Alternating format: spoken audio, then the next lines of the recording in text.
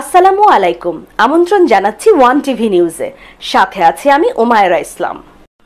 অসহায় কৃষানীর ধান কেটে দিল তালতলী কৃষক দল। তালতলী বরগুনা প্রতিনিধি।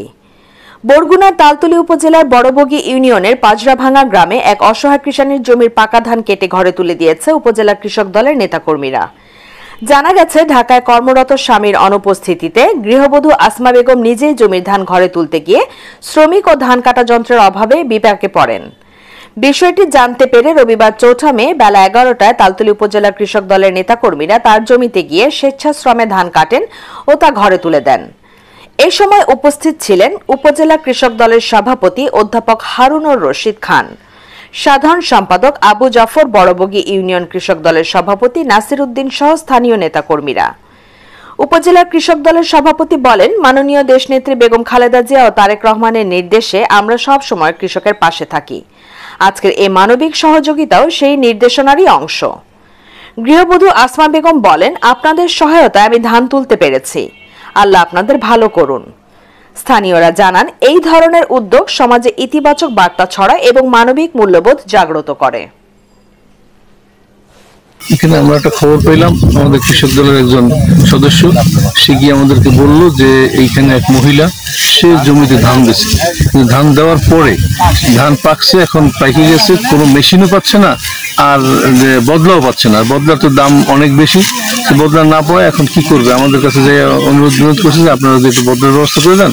আমরা তখন বলছি বদলার ব্যবস্থা না, আমরাই তোমার ধান দায়ী দেবো। এই বললে আমরা সিদ্ধান্ত নিলাম যে আমরা সবাই ডাকলাম, তালতলী উপজেলা এবং ইউনিয়নের কৃষক দলের নেতৃবৃন্দকে ডাকলাম, ডাকতে বললাম যে আমাদের যাইতে হবে ওখানে ধান দেওয়ার জন্য। এই আমরা সবাই আসলাম, আসা এই মহিলার ধানটা আমরা দাইয়া আটি বান দিয়ে তারপর আমরা দিয়ে দিলাম তাদেরকে। এই জন্য আমরা আসছি, নাহলে তো খুব ক্ষতি হয়ে যেত এবং বর্ষা আসতেছে, খুব সমস্যা। এই জন্য দ্রুত করা দরকার, মেশিনও কোথাও ছিল না। এই কারণে আমরা এই কাজটা করে দিলাম, সমাজের মহিলা যাতে উপকৃত হয়। এবং আমরা মূলত দেশনায়ক তারেক রহমান যে কৃষকদের উপর যে আমাদের কৃষক দলের উপর যে নির্দেশনা দিয়েছে, সেই নির্দেশনা অনুযায়ী আমরা মাঠে আসি। আমরা বিভিন্ন জায়গায় কর্মকাণ্ড আরো ২-১টা জায়গায় আমরা চেষ্টা করতেছি যাতে কৃষকরা যদি সমস্যা হয় তাহলে সেই কৃষকদের আমরা যাতে ধান দাইয়া দিতে পারি।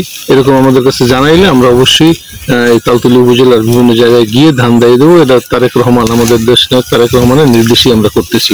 কেননা সেই কৃষক দলকে নিয়ে অনেক চেষ্টা করতেছে, অনেক কাজ করতেছে, আমাদের সংগঠিত করতেছে।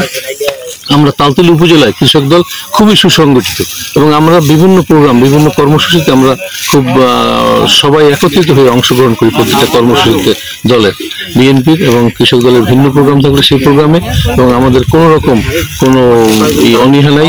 প্রত্যেকে তারেক রহমান, আমাদের দেশনায়ক তারেক রহমানের নির্দেশনা অনুযায়ী আমরা সম্পূর্ণ কাজকর্ম পরিচালনা করতেছি। ধন্যবাদ।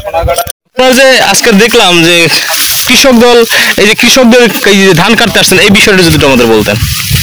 ধন্যবাদ। আমরা আসলে কৃষক, আমাদের শহীদ রাষ্ট্রপতি জিয়াউর রহমান সে এই কৃষকের জন্য অনেক তার অবদান আছে। তো আমরা কৃষক দলে আছি। আমরা কৃষক দল জানতে পারি যে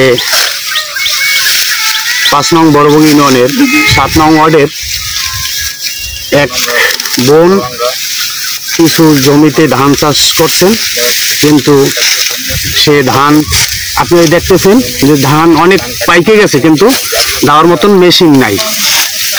তারপরে আমরা সিদ্ধান্ত নিলাম, স্যারে আমাদের বললে, আমরা ইউনিয়নের সভাপতিরে বললাম, ওয়ার্ডের সভাপতিরে বললাম, সবাই বলছে যে ঠিক আছে আমরা ধানটা কাইতে দেবো। এর জন্য আমরা আসছি সবাই ঐক্যবদ্ধভাবে, কৃষক দল তালতলী উপজেলা ইউনিয়ন ওয়ার্ড। আমরা এই ধান কাটার জন্য ধানটা কেটে আমার বোনের বাসায় উঠানোর জন্য আমরা আসছি।